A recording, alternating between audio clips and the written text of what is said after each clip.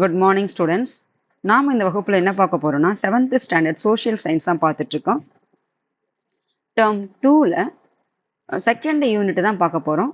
Second யூனிட்டில் நம்ம என்ன பார்க்க போகிறோம்னு பார்த்தோம்னா மேப் ரீடிங் தான் பார்க்க போகிறோம். ஏற்கனவே நாம் யூனிட் 1 வந்துட்டு விஜயநகர் மற்றும் பாமினி அரசர்கள் பற்றி பார்த்து முடிச்சிட்டோம். இது மத்திய இந்தியாவில் ஆட்சி செய்த மன்னர்கள். அதுக்கப்புறம் பார்த்தீங்கன்னா இது அழகு 2ல் பார்த்தீங்கன்னா முகலாய பேரரசு பார்த்தீங்கன்னா வட இந்தியாவில் வந்து எங்கெல்லாம் வந்து பரவி இருந்தாங்க. அதுக்கப்புறம் பார்த்தீங்கன்னா இந்தியா முழுவதும் எந்த இடங்கள்லாம் எந்த மன்னர் ஆட்சியில் வந்துட்டு இந்தியா முழுவதும் எந்தெந்த பகுதியில் வந்து ஆட்சி புரிஞ்சிருந்தாங்கன்னு பார்க்க போகிறோம். அதுக்கப்புறம் பார்த்தீங்கன்னா நம்ம அவுரங்கசீப்பை பற்றி ஒன்று பார்க்க போகிறோம். அவர் வந்துட்டு கோண்டுவான அந்த தக்கான பகுதி வரைக்கும் படையெடுத்து வந்திருப்பாருன்னா நம்ம படிச்சிருவோம். அங்கேயே தங்கியிருப்பாரு, அங்கேயே இருந்திருப்பாருன்னா நம்ம படிச்சிருப்போம். இப்போ நாம இந்த மேப் ரீடிங்கில் பாருங்க. அதாவது அக்பரின் கீழே வந்துட்டு முகலாய பேரரசர். அப்போ இந்த அரசர்கள் இருக்காங்க இல்லையா, மன்னர்கள், அதாவது முகலாய மன்னர்கள் பாபர், ஹுமாயூன், அக்பர், ஜஹாங்கீர், ஷாஜஹான், அவுரங்கசீப்.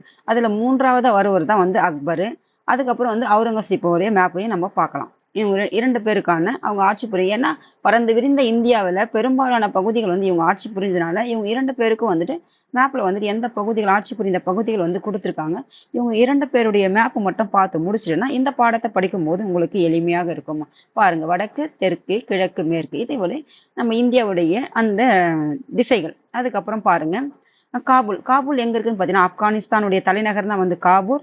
காந்தகார் எங்கன்னு பார்த்தீங்கன்னா இது வந்துட்டு பாகிஸ்தான்ல இருக்கக்கூடிய ஒரு இடம் தான் வந்துட்டு காந்தகார். அதுக்கப்புறம் பாருங்க லாகூர் இதுவும் பார்த்தீங்கன்னா பாகிஸ்தான்.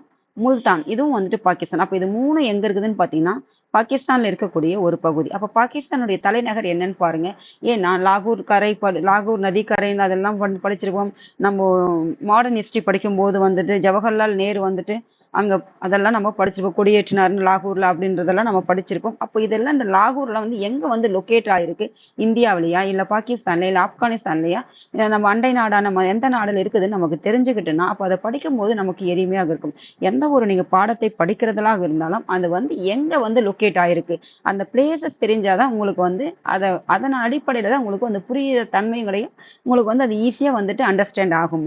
எப்போவுமே ஒரு பிளேசஸ் வந்துட்டு எங்கே இருக்குதுன்னு தெரியாமல் நீங்கள் படிச்சிங்கன்னா அது உங்கள் மனதில் வந்து நிற்கவே நிற்காது. உங்களால் அந்த பாடத்தை படிக்கும்போது உங்களுக்கு அது நினைவில் நிற்கவே நிற்காதுமா. அதனால எந்த இடம் எங்கே இருக்குது, எந்த பொருள் எங்கே கிடைக்குது, அந்த நிலத்தினுடைய தன்மை எப்படி அப்படின்றது தெரிஞ்சுக்கிட்டிங்கன்னா எந்த ஒரு பாடமாக இருந்தாலும் எளிமையாக இருக்கும். இந்த பாடத்தை நம்ம இந்த மேப் ரீடிங் பார்த்துட்டு பாடத்துக்குள்ளே போய் படித்து முடிச்சிருவோம் இந்த பாடம் வந்துட்டு.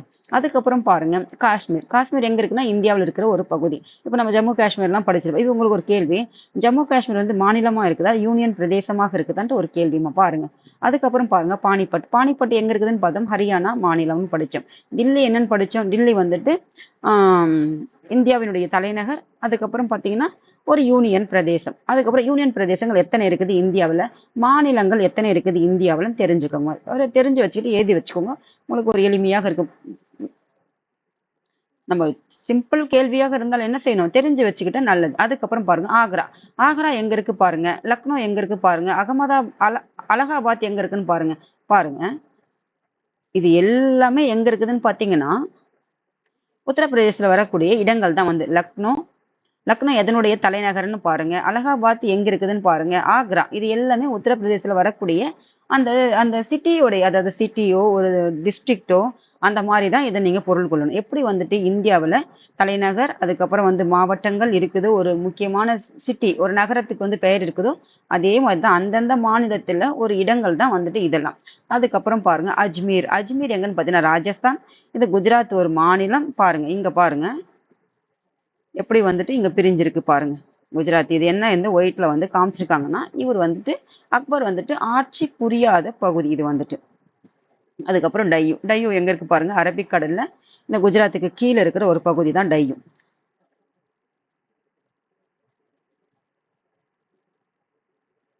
அதுக்கப்புறம் பாருங்க மாலவம், காண்டேஸ், பெரார் இது அகமது நகர். அதாவது மாலவம், நான் அந்த மேப்ல உங்களுக்கு மாலவம் என்பது ராஜஸ்தான் சொல்லியிருப்பேன், தவறுதெல்லாம். ஆனா வந்து அந்த மார்வாடிகள் அந்த மன்னர்கள் பத்தி படிச்சிருப்போம், ராஜபுத்திரர்கள், அவங்க தான் வந்து ராஜஸ்தான். இந்த மாலவம் என்பது பார்த்தீங்கன்னா இது ஒரு மலை. அதாவது நம்ம எப்படி படிச்சிருப்போம், தக்கான பீடபூமியை வந்துட்டு இப்படி இருக்கும் இல்லையா, அந்த மலையுடைய தொடர்ச்சி தான் நம்ம புவியியல் படிக்கும் போதெல்லாம் படிச்சிருப்போம். அப்போ அங்க இருக்கிற ஒரு இடத்தினுடைய பெயர் தான் வந்துட்டு மாலவம் என்ற இடம். அந்த இடத்தின் எங்க இருக்குதுன்னு பார்த்தீங்கன்னா மகாராஷ்டிராவில் இருக்கக்கூடிய ஒரு பகுதி தான் இந்த மாலவம், காண்டேஸ், பெரார், அகமது நகர், இதெல்லாம் மகாராஷ்டிரா.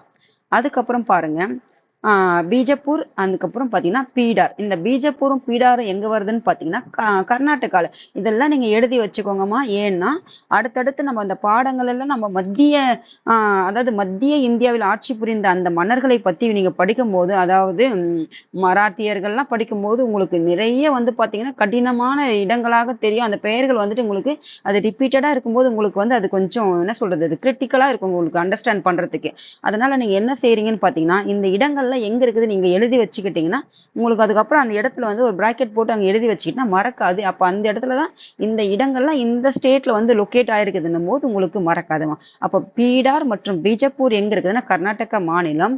கோல்கொண்டா எங்கன்னு பார்த்தீங்கன்னா இது தெலுங்கானாமா. கோல்கொண்டா வந்துட்டு தெலுங்கானா. இந்த முணுமுணுக்கும் கோட்டையெல்லாம் நம்ம படிச்சிருப்போம்.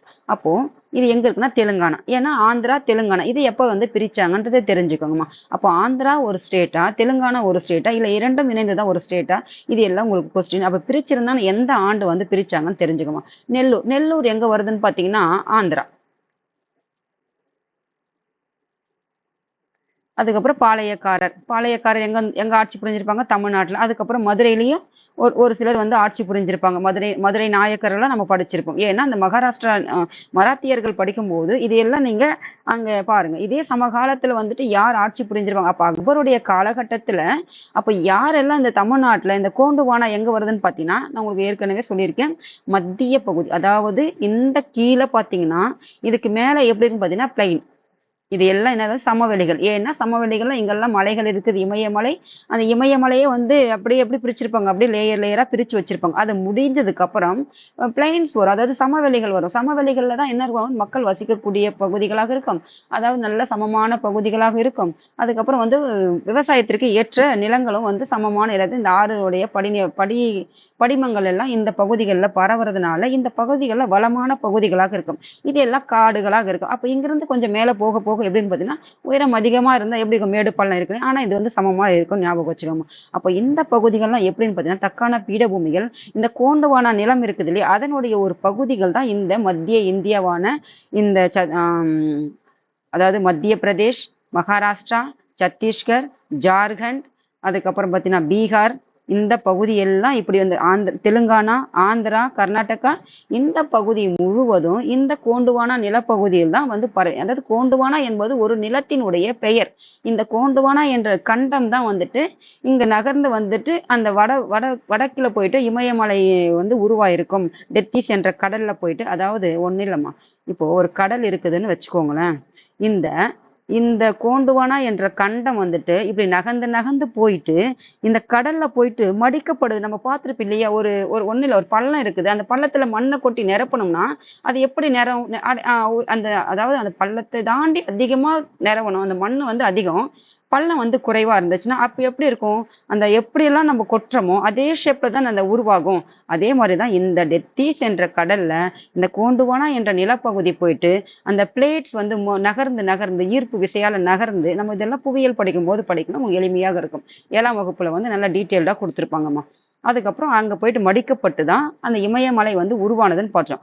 அப்போ இங்க இருக்கிற ஒரு நிலப்பகுதி தான் இந்த கோண்டுவானா. இது எங்க இருக்குன்னு பாத்தீங்கன்னா கிழக்கு மற்றும் மத்திய பகுதியில் இருக்கிற ஒரு நிலப்பகுதி தான் இந்த கோண்டுவானாமா.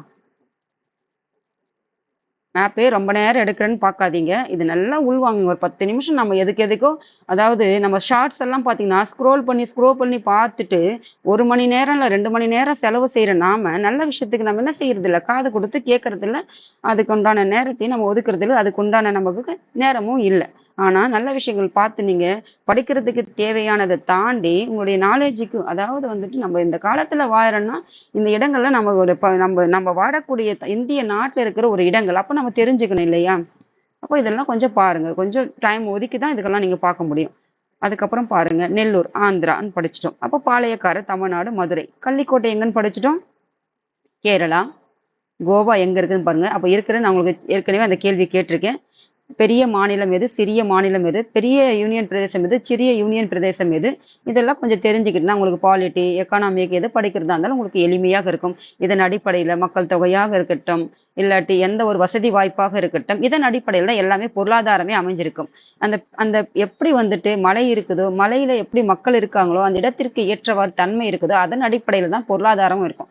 இதெல்லாம் நீங்க அப்படியே கொஞ்சம் கொஞ்சமா தெரிஞ்சுக்கிட்டீங்கன்னா உங்களுக்கு மற்ற பாடங்கள் படிக்கும்போது உங்களுக்கு இது சார்ந்த அட்மினிஸ்ட்ரேட்டிவ் இருக்கும், இதை சார்ந்ததான் வந்து எக்கனாமிக்கலும் இருக்கும். அப்போ இதெல்லாம் நீங்க சும்மா ஒரு ஒரு ஒரு அப்படி சொல்லுவாங்களே, போற போக்குல அப்படியே வாசிச்சுட்டு போகும்போது ஸ்கோர்வையா சேர்த்து தெரிஞ்சுக்கிட்டு போனோம்னா நம்ம அங்க போகும்போது உங்களுக்கு நல்ல வந்து ஒரு வாஸ்ட் நாலேஜ் வந்து இருக்குமா. அதுக்கப்புறம் பாருங்க கள்ளிக்கோட்டை எங்கன்னு பார்த்தீங்கன்னா இது வந்துட்டு கேரளா. அப்புறம் லட்சத்தீவு வந்துட்டு இந்தியாவில் இருக்கக்கூடிய ஒரு பகுதி தான் வந்து ஒரு யூனியன். அதுக்கப்புறம் அந்தமான் நிக்கோபார் இந்தியா. வங்காள விரிகுடா நம்ம பல முறை படிச்சிருப்போம், எல்லா மேப்லையும் பார்க்குறோம், எல்லா வகுப்புலையும் பார்த்துட்டு தான் வரும். அரபிக்கடல், இந்திய பெருங்கடல். மொத்தம் உங்களுக்கு ஒரு ஹோம்ஒர்க் எத்தனை ஓஷன்ஸ் இருக்குன்னு பாருங்கம்மா. அதுக்கப்புறம் பார்த்தீங்கன்னா வங்காளம். வங்காளம் வந்து வெஸ்ட் பெங்கால். அதுக்கப்புறம் பீகாருடைய தலைநகர் என்னன்னு பார்த்தோம் பாருங்க. இதோட இந்த மேப் வந்துட்டு அக்பருடைய ஆட்சி, முகலாய பேரரசு, முகலாய மன்னரான அக்பர், அவருக்கு கீழே இந்தியா மற்றும் இது பாருங்க இப்போ என்னவா இருக்குது, வங்காள தேசமா இருக்குது. இது வங்காள தேசம் தான், இது வங்காளம். நம்ம படிக்கிறது வந்துட்டு வெஸ்ட் பெங்கால்னு படிக்கிறோம், அதாவது மேற்கு வங்காளம்னு படிக்கிறோம் இல்லையா, அப்போ அதுக்கப்புறம் இவரும் பாருங்க இந்த கிழக்கில் இருக்கிற மாநிலங்கள் எல்லாம் இதை விட்டுருப்பாங்க. ஏன்னா இது கொஞ்சம் ஒரு என்ன சொல்றது, ஒரு போக்குவரத்துக்கு இடையூறாக இருக்கக்கூடிய பகுதிகள். அப்போ அங்க மக்கள் எப்படி வாழ்வாங்கன்னு பாருங்க. உங்களை கூட நிறைய பேசணுமா, அடுத்தடுத்த வகுப்புகள்லாம் இது ஒரு மேப் ரீடிங்ன்றதுனால சீக்கிரமா இதை முடிச்சிடுறேன். ஆனா வகுப்புகள் எடுக்கும்போது படிக்கிறது மட்டும் வாழ்க்கை கிடையாது, அதாவது மற்றதும் சேர்த்து நம்ம கத்துக்கிறது தான் வாழ்க்கைக்கு எல்லா வகையிலையும்.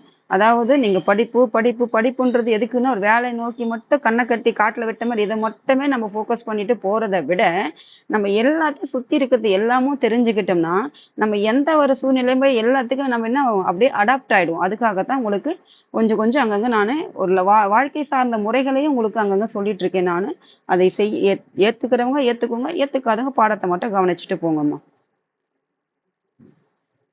பாருங்க அந்தமான் நிக்கோபார் இதெல்லாம் படிச்சு முடிச்சிட்டோமா. அப்போ அக்பர் வந்துட்டு முகலாய மன்னர். இவருக்கு கீழே பார்த்தீங்கன்னா அதாவது ஆப்கானிஸ்தான் பகுதிகள், பாகிஸ்தான்ல சில பகுதிகள், அதுக்கப்புறம் இந்தியாவின் முழுவதும் பார்த்தீங்கன்னா இந்த மத்திய இந்தியாவில் சில பகுதிகள், அதுக்கப்புறம் கிழக்கு இந்தியாவில் பார்த்தீங்கன்னா சில பகுதிகள், இந்த ஒடிசா எங்க விட்டாச்சு, ஒடிசாவையும் அவர் ஆட்சி புரிஞ்சிருக்காரு. அதனால இந்த கோண்டுவான நிலப்பகுதி ஏன்னா மலை பிரதேசமான பகுதிகள். அப்போ இது வந்துட்டு எதுக்கும் போக்குவரத்துக்கெல்லாம் எளிமை கிடையாது. அப்போ இந்த பகுதிகள்லாம் விட்டுருக்காரு.